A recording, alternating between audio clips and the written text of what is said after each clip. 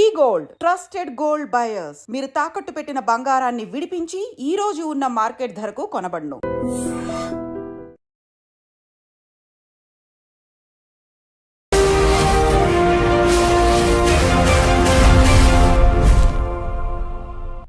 నమస్తే, welcome to I dream social spotlight with Kavitha. America అధ్యక్షుడు అయిన ట్రంప్ వచ్చిన తర్వాత భారతీయ విద్యార్థులకి కష్టాలు పెరిగాయా? రోజుకొక ఆంక్షతో వాళ్ళు తిరిగి రాక తప్పని పరిస్థితి ఏర్పడిందా? యాక్చువల్గా భారతీయ విద్యార్థులు అక్కడ ఎదుర్కొంటున్నటువంటి కష్టాలేంటి? అక్కడ న్యాయ సహాయం ఎలా పొందొచ్చు? ఎందుకని ట్రంప్ వారి మీద ఆంక్షలు విధించాడు? బోల్డ్ అని క్వశ్చన్స్ ఉన్నాయి, క్లారిఫికేషన్స్ కూడా అవసరం. మనతో పాటుగా ఉన్నారు ప్రముఖ అంతర్జాతీయ న్యాయవాది డాక్టర్ కావేటి శ్రీనివాస్ గారు. సార్ నమస్తే. నమస్కారం. ఎలా ఉన్నారు మీరు? బ్రిలియంట్. ఎలా ఉంది America? America is good, but కష్టాలు మన వాళ్ళకి. అమెరికాలో తెలుగు స్టూడెంట్స్ కష్టాలు ఏంటి సార్? యాక్చువల్గా బోల్డ్ అన్ని అనుమానాలు ఉన్నాయి, అందులో భయం అనేది ఎక్కువ ఉంది, ఆందోళన ఎక్కువ ఉంది. మా పిల్లలు వచ్చేస్తారేమో అనేటువంటి అసహనం, ఆతృత ఇవన్నీ మిక్స్డ్ కనిపిస్తున్నాయి. బట్ క్లారిఫికేషన్స్ అనేవి ఉండట్లేదు. ఏంటి, మీరేం చెప్తారు అసలు? ఫస్ట్ ఆఫ్ ఆల్ అమ్మ, మన స్టూడెంట్స్ ఎవరైతే అమెరికాలో ఉన్నారో, ఇది మీ వ్యూవర్స్కి తెలవాల్సింది ఏంటంటే, స్టూడెంట్స్ అక్కడ F1కు చదువుకోవడానికి వస్తారు. ఇక్కడ కన్సల్టెంట్స్, ఇమిగ్రేషన్ కన్సల్టెంట్స్ ఏమంటారంటే, మీరు ఒక సెమిస్టర్ ఫీజు కట్టండి, మిగతా సెమిస్టర్ ఫీజులు అక్కడ ఉద్యోగం చేసుకొని కట్టొచ్చు అంటారు. ఫస్ట్ ఆఫ్ ఆల్ మనకు తెలవాల్సింది ఏంటంటే, వాళ్ళకు ఉద్యోగం చేసుకునే అర్హత ఉందా? ఓన్లీ యూనివర్సిటీలోనే వర్క్ చేసుకునే అర్హత, అది యుఎస్లో. మరి కెనడాలో, ఇంగ్లాండ్లో, ఆస్ట్రేలియాలో వాళ్ళు క్యాంపస్ బయట పనిచేసుకునే అర్హత ఉంది 20 hours. మరి యుఎస్లో అర్హత లేదు, బయట పనిచేయడానికి లేదు. ఈ స్టూడెంట్స్ అంతా కూడా ఒక సెమిస్టర్ ఫీజు కట్టుకొని మిగతా సెమిస్టర్ల కోసం బయట ఏదో కష్టాలు పడి ఉద్యోగాలు చేసుకొని ఫీజులు కడతారు. ఇది ఒక ఇష్యూ మనకు తెలుసుకోవాల్సింది. మరి ఎప్పుడైతే బయట పని చేస్తుంటారో మరి కొన్ని నేరాలు జరుగుతూ ఉంటాయి. ఫర్ ఎగ్జాంపుల్, మన స్టూడెంట్స్ చాలామంది గ్రాసరీ షాపులు, అంటే ఏంటంటే కిరాణా షాపులు, జనరల్ స్టోర్లలో పనిచేస్తారు కౌంటర్లో. అందులో మరి సిగరెట్లు కూడా అమ్మాలి, సిగరెట్లు కూడా ఉంటాయి కదా. మరి ఇవన్నీ మన పేరెంట్స్కు తెలియదు. మరి ఆ సిగరెట్ అమ్మేటప్పుడు మైనర్కి అమ్మకూడదు. అంటే ఎవరన్నా వచ్చి సిగరెట్ కావాలంటే వాళ్ళ ఐడి చూసి అమ్మాలి. ఆ సిగరెట్తో పాటు బియర్లు అవి కూడా ఉంటాయి కిరాణా షాపులలోనే. సో వాళ్ళకు బియర్లు అమ్మేటప్పుడు కూడా వాళ్ళ ఐడి చూసుకొని జాగ్రత్తగా అమ్మాలి. ఫస్ట్ ఆఫ్ ఆల్ మన స్టూడెంట్స్కి ఆ గ్రాసరీ షాపులు, కిరాణా షాపులు, జనరల్ స్టోర్లలో పనిచేసే అర్హత లేదు. ఎందుకు? మీరు ఓన్లీ క్యాంపస్లో చదువుకోవాలి. కానీ ఇవన్నీ క్యాష్కు పనిచేస్తారు, అది నేరం. అదొక నేరం, అంటే ఇమిగ్రేషన్ నేరం. రెండోది, మీరు అక్కడ ఎవరికైతే మైనర్స్కు సిగరెట్లో లేకపోతే లిక్కర్ అమ్ముతారు కదా, అది రెండో నేరం. మూడోది, ఈ నల్లవాళ్ళు వాళ్ళు వచ్చేసి తుపాకులు పెడతారు, మాకు డబ్బులు ఇవ్వండి, లేకపోతే లిక్కర్ ఇవ్వండి, సిగరెట్ ఇవ్వండి, సామాన్లు ఇవ్వమని. సో వాళ్ళు వచ్చి గన్నులు పెడితే వీళ్ళు ఏం చేస్తారు, అంటే కొన్నిసార్లు వాళ్ళు అటాక్ కూడా చేస్తారు. అటాక్ చేసిన తర్వాత మాకు గ్రీన్ కార్డు కావాలి, యూవీసాల అప్లికేషన్ పెడతామని వస్తారు. ఫస్ట్ ఆఫ్ ఆల్ మీరు స్టూడెంట్గా వచ్చి బయట పనిచేసే అర్హతనే లేదు. మరి మీరు వయలేషన్ ఆఫ్ ఇమిగ్రేషన్లో. దాని తర్వాత ఇలాంటి అవకతవకలు జరిగితే మీకు వీసాలు వస్తాయా? రావు.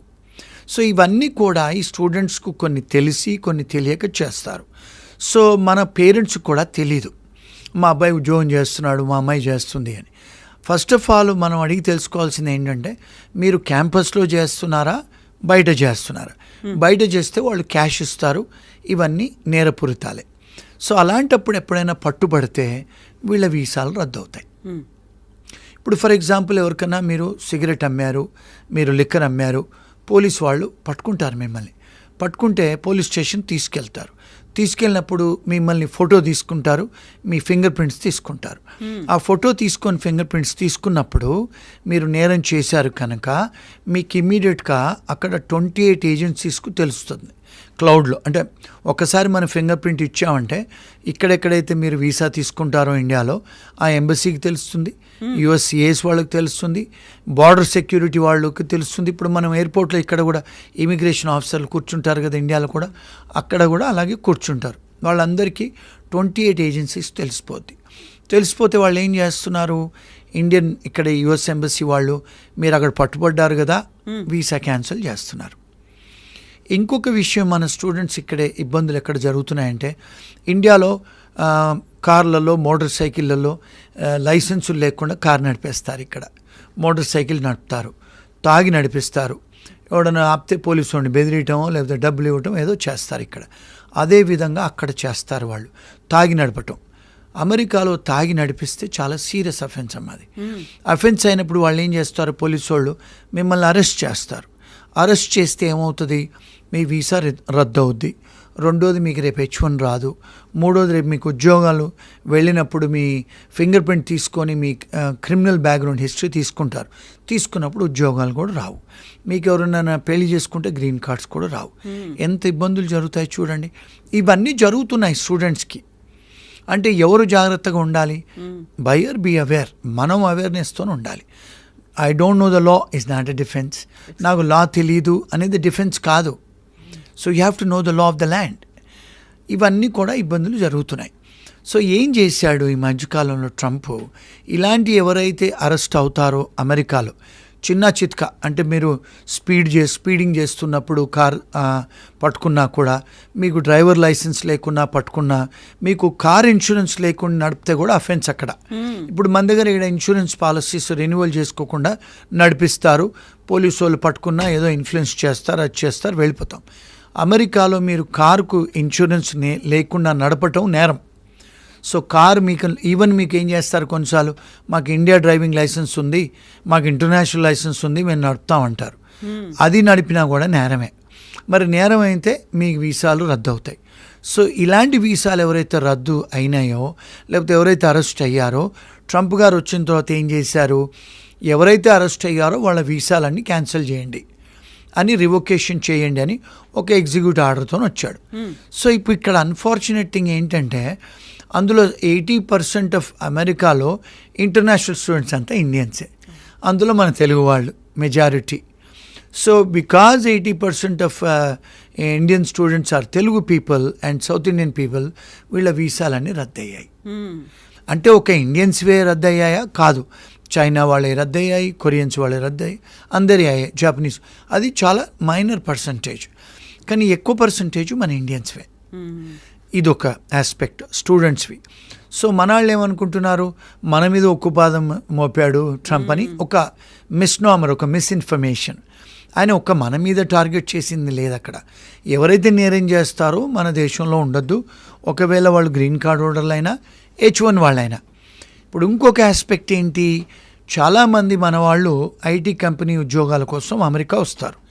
ఇంకొక మంచి న్యూస్ ఏంటంటే 82% ఆఫ్ ఐటీ వర్కర్స్ మన వాళ్ళే, మన తెలుగు వాళ్ళు, మన సౌత్ ఇండియన్స్ మన వాళ్ళే. ఎందుకంటే ఎంటెక్లు బీటెక్లు చదివి వస్తారు. మరి మన వాళ్ళే ఐటీ ఇండస్ట్రీని కంట్రోల్ చేస్తారు అమెరికాలో. ఈవెన్ ఐటీ కన్సల్టింగ్ కంపెనీస్ ఉద్యోగస్తులు కూడా, ఇప్పుడు వైస్ ప్రెసిడెంట్స్ కూడా మన వాళ్ళే ఉన్నారు, తెలుగు వాళ్ళు. వీళ్ళు H1Bలో ఉన్నప్పుడు వీళ్ళు తాగి నడిపిస్తారు కొన్నిసార్లు కారు. నడిపినప్పుడు అరెస్ట్ అవుతే వాళ్ళ H1B క్యాన్సిల్ అవుద్ది. రెండొక పెద్ద ప్రాబ్లం ఏంటంటే, భార్య బిడ్డలను తీసుకొస్తారు. మరి ఇండియాలో పెళ్ళాన్ని కొడితే ఆ పెళ్ళాం పోయి పోలీస్ స్టేషన్ చెప్పదు. అక్కడ పెళ్ళాన్ని కొడితే పెళ్ళాం పోలీస్ స్టేషన్ ఫోన్ చేసినా, ఇంటి పక్క వాడు ఫోన్ చేసినా, లేకపోతే బిడ్డలను కొట్టినా బిడ్డలు పోయి స్కూల్లో చెప్పినా పోలీసు వాళ్ళకు ఫోన్ చేస్తారు. వాళ్ళు చేస్తే భర్తను అరెస్ట్ చేస్తారు. అరెస్ట్ చేస్తే మీ మీద నేరం ఉంది కనుక దీన్ని మారల్ టర్పిట్యూడ్ అఫెన్సెస్ అంటారు. మీ వీసా క్యాన్సిల్ అవుద్ది, H1B వీసా, మీరు జైలుకు పోతారు. ఏమవుద్ది, H1B వీసా పోతే వైఫ్ H4 పోద్ది, పిల్లలు H4 పోద్ది. మరి భార్య బిడ్డలను చూడటానికి కూడా ఆస్కారాలు ఉండవు. వాళ్ళు రిస్ట్రైనింగ్ ఆర్డర్ ఇస్తారు జడ్జెస్. ఇవి అందరూ ఏమనుకుంటారంటే మన వాళ్ళ మీదే చేశారని. కానీ మనం ఎందుకు చెయ్యాలి మరి నేరాలు? ఇవన్నీ ఇలాంటి పనులు చేస్తారు H1B వర్కర్స్. ఇంకొక విషయం ఏంటంటే, ఈ మధ్యకాలంలో, అంటే తన అంతకుముందు కూడా లా ఉంది, ఎవరైతే గ్రీన్ కార్డ్ హోల్డర్లు లేకపోతే స్టూడెంట్స్ లేకపోతే H1B వర్కర్స్ ఎవరైనా షాపులలో దొంగతనాలు చేస్తే, షాప్ లిఫ్టింగ్, దాన్ని మారల్ టర్పిట్యూడ్ అఫెన్సెస్ అంటారు. అంటే లార్సని, దొంగతనం చేయకూడదు. అంటే మీకు తెలుసు అది మీ వస్తువు కాదని, మీరు దొంగతనాలు చేస్తున్నారు. మరి దొంగతనం చేస్తే కూడా వాళ్ళు అరెస్ట్ చేస్తారు, ఫింగర్ ప్రింట్స్ తీసుకుంటారు. H1B వర్కర్ అయినా, గ్రీన్ కార్డ్ హోల్డర్ అయినా, లేకపోతే స్టూడెంట్ వీసా అయినా, లేకపోతే విజిటర్ వీసా అయినా, మీ వీసాలు రద్దు చేస్తారు, మిమ్మల్ని ఇంటికి పంపిస్తారు. సో మరి ఇది ఎవరు తప్పండి? మన తప్పు. మనమేమో మీ మీడియా వాళ్ళు లేకపోతే అందరూ పేరెంట్స్ అన్ని ఇండియన్ గ్రూప్స్ అంతా ఏదో ఇండియన్స్ మీద ఉక్కుపాదం మోపాడని అనుకుంటాం. కానీ ఇవన్నీ లాస్ ఆల్రెడీ ఉన్నాయి, కానీ ఎన్ఫోర్స్మెంట్ చేస్తున్నాడు ఆయన. అంటే ఇప్పుడు చాలామంది లక్షల వేల మందిని ఎవరైతే క్రిమినల్ కేసులు hard core criminals south America అటు ఉన్న వాళ్ళందరినీ పంపించేశారు కదా, గౌతమాల వీళ్ళందరినీ. మరి లక్షల వేల మందిని పంపించేశాడు. ఇప్పుడు మన వాళ్ళని కూడా పంపిస్తున్నాడు. ఇప్పుడు ఇంకొక ఇష్యూ ఏంటంటే, మన వాళ్ళకి చాలా విషయం తెలియదు ఏంటంటే, తెలుగు వాళ్ళు కూడా బార్డర్ క్రాస్ చేసి వచ్చారు గతంలో కెనడా నుంచి. చాలామంది లక్షల మంది ఇండియన్ స్టూడెంట్స్ కెనడాకు స్టూడెంట్ వీసాలు తీసుకొని మరి చదువుకోవడానికి వెళ్ళిన వారు చదువుకోవాలి కదా, రోడ్డు మీద బార్డర్ క్రాస్ చేసి అమెరికాకు వస్తున్నారు. వస్తే వాళ్ళు కూడా పట్టుబడితే వాళ్ళని కూడా డిపోర్ట్ చేస్తున్నాడు. అంతకుముందు బైడెన్ ఉన్నప్పుడు వీళ్ళందరూ లోపలికి వచ్చారు, ఇప్పుడు ఎవరు వచ్చినా అరెస్ట్ చేసి పంపిస్తున్నారు. ఇప్పుడు ఇంకొక పెద్ద స్కామ్ ఏంటి మన ఇండియన్ దాంట్లో అంటే, వచ్చేసి పొలిటికల్ అసైలం ఫైల్ చేస్తున్నారు. ఎవరు? స్టూడెంట్సే కానీ, H1B కానీ, విజిటర్స్ కానీ. మరి మన దేశంలో ఏదైనా ఇప్పుడు మనం పొలిటికల్ అసైలం ఫైల్ చేసుకోవచ్చా? ఇప్పుడు కాశ్మీర్లో అంటే ఇప్పుడు ఆ పాకిస్తాన్ వాళ్ళు చేయటం వల్ల అయింది, కానీ పీస్ఫుల్ కంట్రీ కదా. ఇప్పుడు తెలంగాణలో ఆంధ్రాలో ఏమైనా ప్రాబ్లమ్స్ ఉన్నాయా? మరి అంతకుముందు అంటే పంజాబ్లో ఉండే ప్రాబ్లమ్స్ ఉండేవి, కొన్ని స్టేట్స్లలో ప్రాబ్లమ్స్ ఉన్నాయి, వాళ్లకు ఇక్కడ పొలిటికల్ ప్రాబ్లమ్స్ ఉన్నాయి కనుక అప్లికేషన్ పెట్టారు. మరి ఇండియాలో ఇప్పుడు ప్రాబ్లమ్స్ ఏం లేవు కదా. అంటే మన దగ్గర అంటే సివిల్ రైట్స్ వయలేషన్స్ లేవు. ఇప్పుడు కొన్ని ఆర్గనైజేషన్స్, ఫర్ ఎగ్జాంపుల్ తమిళ్ వాళ్ళు ఉన్నారు శ్రీలంకలో. అప్పుడు తమిళ్ టైగర్స్ ఉన్నప్పుడు వాళ్ళకి ఇబ్బందులు జరిగాయి. సో మన ఇండియా కూడా మనం అసైలం ఇచ్చాము. ఇప్పుడు రోహింగాస్ వచ్చారు మన బంగ్లాదేశ్ నుంచి, మనం ఇచ్చాము పొలిటికల్ అసైలము. అట్లా కొన్ని కంట్రీస్ డిస్టర్బ్ కంట్రీస్ ఉన్నాయి. ఇప్పుడు ఫర్ ఎగ్జాంపుల్ ప్యాలెస్తైన్ వాళ్ళు ఉన్నారు, ఇజ్రాయెల్ వారు ఉన్నారు, యుక్రెయిన్ వాళ్ళు ఉన్నారు. కొన్ని దేశాలలో యుద్ధాలు జరుగుతున్నాయి, అక్కడ వాళ్ళు ఏమైనా పొలిటికల్ అసైలం పెట్టుకుంటే ఓకే ఇచ్చారు. గతంలో ఇండియా నుంచి కూడా వచ్చిన ఇప్పుడు సేమ్ సెక్స్ వర్కర్స్ వాళ్ళకు కూడా మేము ఇప్పించాం అమెరికాలో. ఇప్పుడు అది కూడా లీగలైజ్ అయింది కదా ఇండియాలో. మరి ఇక్కడ మన తెలుగు వాళ్ళు స్టూడెంట్సే కానీ, H1B వాళ్ళే కానీ, విజిటర్స్ వచ్చి బార్డర్ క్రాస్ చేసి వచ్చి పొలిటికల్ అసైలం అప్లికేషన్ పెడుతున్నారు. మరి అది ఫేక్ కదండి. ఇలాంటివన్నీ చేస్తారు, వాళ్ళని అరెస్ట్ చేసి డిపోర్ట్ చేస్తే మన మీద ఉక్కుపాదం అంటారు. ఇవంతా మిస్ఇన్ఫర్మేషన్ అండి. ఇవన్నీ లాఫుల్గా ఇంతకుముందు కూడా ఉండేది అమెరికాలో, కాకపోతే ఎన్ఫోర్స్మెంట్ జరుగుతుంది ఇప్పుడు. సో ఈ స్టూడెంట్స్ అందరినీ ఈ మధ్యకాలంలో ఒక 4-5 వేల స్టూడెంట్స్ వీసాలన్నీ రద్దయ్యాయి. రద్దయితే ఏమైంది, వీళ్ళందరూ ఏం చేశారు, యూనివర్సిటీ వాళ్ళందరూ అంటే కలిసి ఏం చేశారు, ట్రంప్ గారి మీద అడ్మినిస్ట్రేషన్ మీద కేసు వేశారు. వేస్తే ప్రొఫెసర్లు కూడా యుఎస్లో అమెరికన్ ప్రొఫెసర్స్ అసోసియేషన్ అంతా కూడా కేసులు వేశారు. కేసులు ఏమైనా వేశారు, మీరు ఒక నోటీస్ హియరింగ్ ఇవ్వలేదు స్టూడెంట్స్కి, మీరు యూనిలాటరలీ అంటే మీ ఇష్టానుసారంగా ఆర్బిటరల్లీ కెప్రేషియస్లీ మీరు నోటీసును హియరింగ్ ఇవ్వలేదు. అంటే procedural due process, substantive due process అని అమెరికన్ కాన్స్టిట్యూషన్లో అంటారు. ఇండియాలో మనకు సింపుల్గా అర్థం చేసుకోవాలంటే ప్రిన్సిపల్స్ ఆఫ్ న్యాచురల్ జస్టిస్. మనకు నోటీస్ ఇవ్వాలి కదండి, మీరు మీ వీసా రద్దు చేస్తామని. ఏమీ చేయకుండా ఒక రాత్రి పొద్దున వచ్చే వరకు అందరి వీసాలు రద్దు చేశాడు. ప్రొసీజర్స్ ఫాలో కాకుండా చేస్తే వీళ్ళు స్టూడెంట్స్ కూడా ఫైల్ చేశారు, ప్రొఫెసర్లు ఫైల్ చేశారు, యూనివర్సిటీ వాళ్ళు ఫైల్ చేశారు. ఎందుకంటే మెజారిటీ ఆఫ్ స్టూడెంట్స్ అంతా కూడా ఇంటర్నేషనల్ స్టూడెంట్స్ ఇండియా నుంచి వచ్చిన వాళ్ళే ఉన్నారు. సో మరి వ్యాపారం తగ్గిపోద్ది కదా యూనివర్సిటీస్కి. అందుకని వాళ్ళు కేసులు వేస్తే అందరూ హైకోర్టు సుప్రీంకోర్టు జడ్జెస్, అంటే ఇక్కడ ఇండియాలో హైకోర్టు సుప్రీంకోర్టు అంటారు, అక్కడ అమెరికాలో హైకోర్టు సుప్రీంకోర్టు అనరు, ఫెడరల్ కోర్ట్స్ అంటారు అక్కడ. అంటే మన ఇండియాలో కూడా ఇంగ్లీష్ వాళ్ళు ఉన్నప్పుడు హైకోర్టు సుప్రీంకోర్టుని ఫెడరల్ సిస్టమ్ అనేవాళ్ళు. ఆ ఫెడరల్ జడ్జెస్ ఇంజంక్షన్స్ ఇచ్చారు, మీరు ఇలా చేయడానికి వీల్లేదు అని ఇంజంక్షన్స్ ఇస్తే మళ్ళీ మీరు వీసాలు తిరిగి ఇచ్చేయాలని చెప్పి ఆర్డర్స్ ఇస్తే మళ్ళీ చాలామందికి ఇప్పుడు ఏం చేశారు, ఓవర్ నైట్ ట్రంప్ గారు అందరికి వీసాలు ఇచ్చేయండి అన్నాడు. మళ్ళీ ఎవరైతే వీసాలు పోయినాయో మళ్ళీ ఓవర్ నైట్ అందరికి వీసాలు వచ్చేసాయి. సో ఈ మధ్యకాలంలో ఏమైంది, ఈ 15 రోజులు 1 monthలో కొంతమంది భయపడి వెనక్కి వచ్చేసారు, ఇండియాకు వచ్చారు. మరి ఇండియాకు వచ్చారు, మళ్ళీ వాళ్ళ వీసాలు వచ్చాయి. మరి వాడి పరిస్థితి ఏంటి, అది పెద్ద డిబేట్ ఇప్పుడు. మరి మళ్ళీ వెనక్కి రావచ్చా? Answer is yes. మళ్ళీ వాళ్ళు ఎంబసీకి వెళ్ళి మళ్ళా వీసాలు తీసుకొని వెనక్కి రావచ్చు, ఎందుకంటే మరి వాళ్ళ వీసా వచ్చేసింది కదా.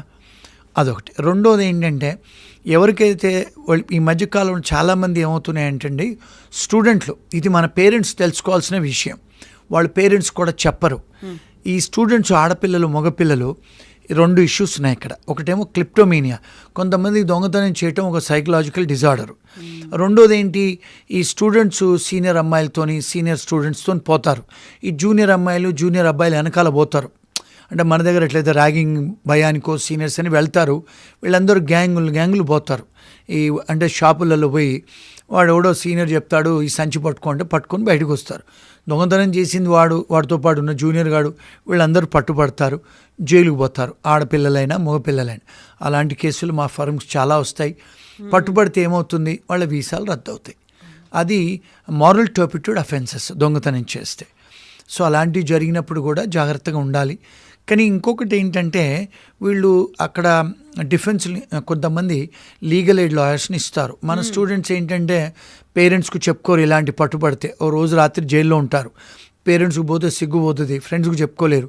అక్కడ ఎవరైతే ఫ్రీ లాయర్స్ని ఇస్తారో పెట్టుకుంటారు. ఆ లాయర్స్ ఏమంటారు, మీరు ఏదో $100-200 దొంగతనం చేశారు కదా, జడ్జి ముందుకు వచ్చి ఒప్పుకోండి, మీకు ఫైన్ వేసేస్తారంటారు. అలాంటి చేయకూడదు. అంటే మీరేంది, కన్విక్షన్ అయిపోతుంది, అంటే రికార్డ్స్లో ఉండిపోతే మీకు వీసా క్యాన్సిల్ అవుద్ది, మీకు రేపు H1 రాదు, ఉద్యోగం రాదు, గ్రీన్ కార్డ్ రాదు. ఒకవేళ ఇండియాకి వచ్చినా కూడా మళ్ళీ వెనక్కి రావడానికి ఉండదు. సో ఇలాంటి చిన్న పనులు, పిచ్చి పనులు స్టూడెంట్సే కానీ H1B వాళ్ళు చేస్తూ ఉంటారు. అంటే పెనీ వాజ్ పౌండ్ ఫాలిష్. ఒక లాయర్ని పెట్టుకుంటే వాడు కొట్లాడతాడు. మా ఫర్మ్కి ఏ కేసులు వచ్చినా కూడా మొదటిసారి తప్పు చేస్తే ఆ దేశాలలో వాళ్ళు ఒక ఛాన్స్ ఇస్తారు. అంటే 1 year తర్వాత డిస్మిస్ చేస్తారు కేసుల్ని. అలాంటి విసులుబాటు ఉంది అమెరికాలో. కొన్నిసార్లు ప్రాసిక్యూటర్తోని మాట్లాడవచ్చు, వీళ్ళు ఇంటర్నేషనల్ స్టూడెంట్స్, H1B వర్కర్సు, వీళ్ళు గ్రీన్ కార్డ్ హోల్డర్లు, వీళ్ళకి కన్విక్షన్ అవుతే వీళ్ళ గ్రీన్ కార్డులు, వీళ్ళ H1లు, వీళ్ళ స్టూడెంట్ వీసాలు, విజిటర్ వీసాలు క్యాన్సిల్ అవుతాయి. సో దయచేసి మీరు డిస్మిస్ చేయండి, ఫస్ట్ టైం కేసులు కదా అని మనం ప్రాసిక్యూటర్తో వాళ్ళు మాట్లాడితే కేసులు ఫస్ట్ టైం అని చెప్పి డిస్మిస్ చేస్తారు. ఎక్స్క్యూజ్ ఉంటుంది ఫస్ట్ టైం. అంటే వాళ్ళంతా హార్ష్ పనిష్మెంట్స్ ఇవ్వరు. ఇవి అక్కడ లోకల్ లాయర్స్ని పెట్టుకొని మాట్లాడుకొని చేసుకోవాలి. అక్కడ ఏంటంటే క్రిమినల్ డిఫెన్స్ అటార్నీస్ని, ఇమిగ్రేషన్ లాయర్ని పెట్టుకొని చేసుకుంటే వాళ్లకు బెటర్. కానీ ఇవన్నీ స్టూడెంట్స్ ఇవన్నీ తెలియదు, H1 వాళ్ళకి తెలియదు, ఎవరికి చెప్పరు, రూమ్మేట్స్కి చెప్పరు, పేరెంట్స్కి చెప్పుకోరు, ఎవరితో మాట్లాడరు. వాళ్ళు డిసిషన్ తీసుకొని వాళ్ళ కాళ్ళ మీద వాళ్ళే గుడ్డలు పెట్టి కొట్టేసుకుంటారు. సో అవన్నీ అయిన తర్వాత మళ్ళీ మా దగ్గరికి కాంటాక్ట్ చేస్తారు, మీరు ఎందుకు ఒప్పుకున్నారు అంటే. కొన్నిసార్లు అక్కడ ఏంటంటే మన దగ్గర లేదండి, పనిష్మెంట్స్లలో retributive and deterrent and reformative effect అని ఉంటుంది. అంటే ఏంటి, మీరు ఒక తప్పు చేస్తే దానికి రిఫార్మ్ అవ్వాలి. వాళ్ళు ఏం చేస్తారు, అక్కడ మీరు కమ్యూనిటీ సర్వీస్ చేయమంటారు. కమ్యూనిటీ సర్వీస్ అంటే మన వాళ్ళు ఏమనుకుంటారంటే గార్డెన్, ఏదో పబ్లిక్ పార్కులు క్లీన్ చేయటం, బాత్రూమ్లు క్లీన్ చేయటం, రోడ్డు ఊడవటం అని అనుకుంటారు. కానీ అది కన్విక్షన్. అది అంటే మీరు రిఫార్మ్ అవుతారు ఆ బాత్రూమ్లు కడిగేటప్పుడు, లేకపోతే పబ్లిక్ పార్కులు క్లీన్ చేసేటప్పుడు, అరే నేను తప్పు చేశానని మనం ఫీల్ అవుతాం కదా. అంటే you are reforming yourself, your saying what is that I have done అని. So that is also a punishment. కానీ ఈ లాయర్లు వీళ్ళకి చెప్పరు, వీళ్ళు కూడా రీసెర్చ్ చేయరు. ఏదో కమ్యూనిటీ సర్వీస్ అంట $50 $100 కట్టేయడమే కదా నాకు ఇక్కడ అయిపోతుందని. అలాంటి స్టూడెంట్స్ చేయకూడదు, ఎవరైనా చేయకూడదు. Until you become a citizen అయితేనే మిమ్మల్ని డిపోర్ట్ చేయరు. ఈవెన్ గ్రీన్ కార్డ్ వాళ్ళైనా కూడా డిపోర్ట్ చేస్తారు. ఇంకొక పెద్ద ప్రాబ్లం మన స్టూడెంట్స్ ఫేస్ అయ్యేది ఏంటంటే అండి, ఇవన్నీ వీళ్ళు చెప్పరు. ఇప్పుడు అక్కడ అంటే ప్రాస్టిట్యూషన్ కొన్ని స్టేట్స్లలో లీగలు, కొన్ని స్టేట్స్లలో ఇల్లీగలు. ఇప్పుడు కొన్ని స్టేట్స్లలో ఏదైతే ఇల్లీగల్ ఉంటుందో అక్కడ మీరు ప్రాస్టిట్యూషన్ అటెంప్ట్ చేసినా కూడా, ట్రై చేసినా కూడా జైలుకు పోతారు. ఇంకొకటి ఏంటంటే వాళ్ళు అమెరికాలో ఏం చేస్తారంటే, ఎక్కడైతే ఇల్లీగల్ ఉంటుందో, ప్రాస్టిట్యూషన్ ఇల్లీగల్ ఉంటుందో, పోలీసు వాళ్ళు ఏం చేస్తారు, ఆన్లైన్లో కూర్చొని ప్రాస్టిట్యూట్స్ లాగా యాక్టింగ్ చేసి మన స్టూడెంట్స్ని, మన H1B వాళ్ళను, గ్రీన్ కార్డ్ వాళ్ళను వాళ్ళేస్తారు, ట్రాప్ చేస్తారు. సో వీళ్ళు కమ్యూనికేట్ చేస్తారు కదా, మీరేంటి, మీ పేరేంటి అదని వాళ్ళు ఆడపోలీసే కూర్చొని చేస్తారు. వాళ్ళు ఏం చేస్తారు, ఏదో హోటల్కి రమ్మంటారు. అక్కడ హోటల్ రూమ్కి వెళ్ళిన తర్వాత 2 పోలీసు వాళ్ళు ఉంటారు, అక్కడ పోగానే అరెస్ట్ చేస్తారు. అది attempt to do prostitution is also an offence. నేను చేయలేదు కదా అనటం కాదు, you are attempting to do prostitution is also an offence. ఇవి కన్విక్షన్స్ అవుతాయి. ఎందుకంటే మీకు బియాండ్ రీజనబుల్ డౌట్ అక్కడ వాళ్ళు ప్రూవ్ చేయాల్సిన అవసరం లేదు. మీరు చాటింగ్ చేశారు, అక్కడికి వచ్చారు, కెమెరాలు కనపడుతున్నాయి, ఎవిడెన్సెస్ ఉన్నాయి. సో ఇలాంటివి కూడా కన్విక్షన్స్. మన వాళ్ళు ఏం చేస్తారు, మన పేరెంట్స్కో, ఫ్రెండ్స్కో, రూమ్మేట్స్కో, చుట్టాలకు చెప్తే సిగ్గుబోద్ది కదా, వాళ్ళు ఒప్పేసుకుంటే వాళ్ళ వీసాలు రద్దు అవుతాయి. ఇవి చిన్న చిన్న ఇష్యూస్ అని మనం అనుకుంటాం, నేను చేయలేదు కదా అని. మరి పెద్ద ఎఫెక్ట్ కదండి. సో ఇలాంటి ఇష్యూస్ కూడా మా దగ్గరకు వస్తూ ఉంటాయి. ఇంకొక లాస్ట్ ఇష్యూ, వీళ్ళు ఏం చేస్తారంటే స్టూడెంట్స్ కూర్చొని తాగుతారండి. అమ్మాయిలు కూడా ఈ మధ్య తాగుతున్నారు. తాగుకొని అపార్ట్మెంట్లో గొడవలు పెట్టుకుంటారు. ఇండియాలో కొట్టుకుంటారు కదా, అట్లా కొట్టుకుంటే ఇంటి పక్కోడో లేకపోతే ఎవరో అమ్మాయి ఫోన్ చేస్తే అందరూ అరెస్ట్ అవుతే అది కూడా సీరియస్ అఫెన్సే. కొట్టుకోవటం కూడా అఫెన్సే, తిట్టుకోవటం అఫెన్సే, తాగి గొడవ వస్తే పక్కింటోడు ఫోన్ చేసినా కూడా అదే అఫెన్సే. కొన్నిసార్లు అది కూడా చాలా నేరం అవుతుంది. వాళ్ళందరిని పట్టుకొని పోతారు, వీళ్ళ వీసాలు రద్దు అవుతాయి, ఉద్యోగాలు రావు. ఇంకా లాస్ట్ ఇష్యూ, మన వాళ్ళు ఏం చేస్తారు, అమ్మాయిలు అబ్బాయిలు అక్కడికి వచ్చిన తర్వాత లివ్ ఇన్ అరేంజ్మెంట్స్. మనం ఇక్కడ ఏదో అనుకుంటాం, మా అమ్మాయి ఆడ బాగా చదువుకుంటుంది, మా అబ్బాయి చాలా పతివ్రతలాగా ఉన్నాడని. వీళ్ళంతా లివ్ ఇన్ రిలేషన్షిప్స్లో ఉంటారు. అమ్మాయిలు అబ్బాయిలు తాగి గొడవలు కొట్టుకుంటే ఆ అమ్మాయి ఫోన్ చేసింది అనుకోండి, ఆ అబ్బాయి జైలుకి పోతాడు. జైలుకి పోయిన తర్వాత ఈ అమ్మాయి తర్వాత సెన్సస్కి వచ్చి ముర్రో అంటుంది. వాడు పోలీసు విడ్రా చేసుకోడు కేసు, వాడు అరెస్ట్ అయిపోయాడు, వాడి వీసా క్యాన్సిల్ అయిపోద్ది. ఎంత చిన్న విషయాలు ఎంత సీరియస్ అవుతాయి చూడండి. ఇవన్నీ వీళ్ళు తల్లిదండ్రులకు చెప్పుకోరు, ఫ్రెండ్స్ చెప్పుకోరు. ఇవన్నీ అయిన తర్వాత మాలాంటి ఎవరో తెలుగు లాయర్లకు ఫోన్ చేస్తే మేమేం చేయగలుగుతాం చెప్పండి. ఇప్పుడు చేతులు కాలిన తర్వాత ఆకులు పట్టుకోలేంగా. సో ఇవన్నీ కూడా మీ ప్రేక్షకులు, మీ ఫ్రెండ్స్, ఆడియన్స్ తెలుసుకోవాల్సిన విషయాలు ఇవన్నీ. ఇది ఇంత ఓపెన్గా ఏ లాయర్ వచ్చి చెప్పరండి. నేను ఇక్కడికి చాలా, ఎందుకంటే మాకు ఇండియాలో ఆఫీసులు ఉన్నాయి, ప్రాక్టీస్ చేస్తాము. ఆస్ట్రేలియాలో కూడా మా లా ఆఫీసులు ఉన్నాయి, యూకేలో కూడా మాకు అడ్వకేట్ ఆఫీసులు, యూఎస్లో, కెనడాలో ఉన్నాయి. కనుక మాకు అందరూ కూడా కాంటాక్ట్ చేస్తారు. తెలుగు వాళ్ళు మాట్లాడతాను, నేను చెప్తాను, ఇవన్నీ చేస్తూ ఉంటారు. ఇవన్నీ చాలా కష్టం కదండి. Once you are arrested and once your visa is terminated, మీకు ఉద్యోగాలు కూడా రావండి ముందు. ఎందుకంటే వాళ్ళు మీ బ్యాక్గ్రౌండ్ చెక్ చేస్తారు ఉద్యోగం ఇచ్చేటప్పుడు, అది అందులో వచ్చేస్తుంది. అది ఎప్పటి వరకు ఉంటుందో ఒక్కసారి మీ ఫింగర్ ప్రింట్ తీసుకుంటే 20 సంవత్సరాలు ఉంటుంది. మరి 20 సంవత్సరాల వరకు మీకు అది క్లియరెన్స్ చేసుకోవచ్చా? ఒక్కసారి ఫింగర్ ప్రింట్ క్లియరెన్స్ అవ్వదు. మీకు కెనడా కూడా వీసా రాదు, యూకేకి వీసా రాదు, ఆస్ట్రేలియా వీసా రాదు. ఎందుకు? వీళ్ళు ఏం చేశారంటే యూఎస్ఏ వాళ్ళు ఈ 5 దేశాలతోనూ ఒక అగ్రిమెంట్ చేసుకున్నారు. అంటే షేరింగ్ ఆఫ్ ఇన్ఫర్మేషన్. వీళ్ళందరూ ఆ ఇన్ఫర్మేషన్ షేర్ చేసుకున్నారు కనుక మీరు ఏ దేశాలకు పోయినా వాళ్ళకి తెలిసిపోద్ది. అంటే మనం ఏదో అమెరికాలో చేసి వచ్చాము, నేను కెనడాకి వెళ్తాను, యూకేకి వెళ్తాను, ఆస్ట్రేలియాకి వెళ్తాను, న్యూజిలాండ్కి వెళ్తానంటే మీకు రావు వీసాలు. సో జాగ్రత్త పడాలి. చిన్న తప్పుకు పెద్ద పనిష్మెంట్స్. ఇవన్నీ కూడా పేరెంట్స్ తెలుసుకోవాలి, వెళ్ళే స్టూడెంట్స్ తెలుసుకోవాలి, వెళ్ళిన స్టూడెంట్స్ తెలుసుకోవాలి, H1B వాళ్ళు తెలుసుకోవాలి, గ్రీన్ కార్డ్ వాళ్ళు కూడా తెలుసుకోవాలి.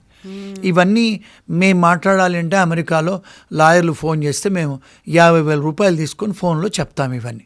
సో ఇవన్నీ కూడా మీ మీ ఆఫీస్కి వచ్చి, ఐ డ్రీమ్స్కి వచ్చి మీ ప్రేక్షకులకు ఫ్రీగా చెప్తున్నాము. సో వీళ్ళందరూ కూడా చూడాలి, ఇవన్నీ వైరల్ చేయండి, అందరూ షేర్ చేసుకోండి ఇన్ఫర్మేషను. ఇలాంటి ఇంకా చాలా ఇన్ఫర్మేషన్ ఇస్తాం. Thank you so much Srinivas గారు. యూజువల్గా ఏంటంటే మేము యూఎస్కి వెళ్ళాలి అనేటువంటి హడావిడి ఉంటుంది, ఆ తొందర ఉంటుంది, అక్కడ ఉన్నటువంటి కన్సల్టెంట్స్ ఏదో చెప్పారు, పేరెంట్స్ కూడా ఆనందపడుతున్నారు అనుకుంటాం. కానీ వెళ్ళిన తర్వాత చేసేవి మేజర్ క్రైమ్స్ కావది. చిన్న అఫెన్సెసే పర్లేదులే తప్పించుకుంటాం, ఏదో టికెట్ అడిగి వేశారు, ఫైన్ కట్టాము, వచ్చేసాము అనుకుంటాం. కానీ అది రిపర్కషన్స్ ఎలా ఉంటాయి, లైఫ్ లాంగ్ ఎఫెక్ట్ ఎలా చూపిస్తుంది అనేవి చిన్నవి, బట్ ఫోకస్ పెట్టాల్సినటువంటి అంశాలు, మర్చిపోకుండా అవేర్నెస్లో ఉంచుకోవాల్సినటువంటి అంశాలు. Thank you so much Srinivas గారు, ఇంత మంచి ఇన్ఫర్మేషన్ ఇచ్చినందుకు. Thank you.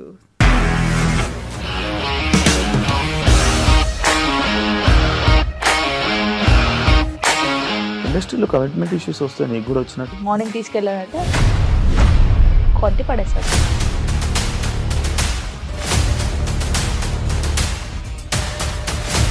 వాళ్ళు కూడా చూడలేదు ఈ సినిమా అని చెప్పడానికి కూడా చాలా ధైర్యం కావాలి. అది నిజం కదా, దాంట్లో ధైర్యం ఏంటి? ఇది నెక్స్ట్ డే ప్లేట్ మార్చేస్తే తప్పు కదా. As of now we are comfortable this అని నేను అనుకుంటున్నాను. రష్మిక గారిది మీది ఒకే ఊరంట కదా? నీకు కోపం వచ్చిందంటే బాగా తిట్టేత్తరా? తిట్టేద్దామండి. నిజంగా గేమ్ ని ఎలా చేంజ్ చేయగలిగారు? ఏపీఎస్ఎఫ్సి వాళ్ళకి 6 నెలల్లో నేను 6 లక్షలు కట్టా. బిజినెస్ చేయాలనుకుంటే it is as difficult as riding a tiger.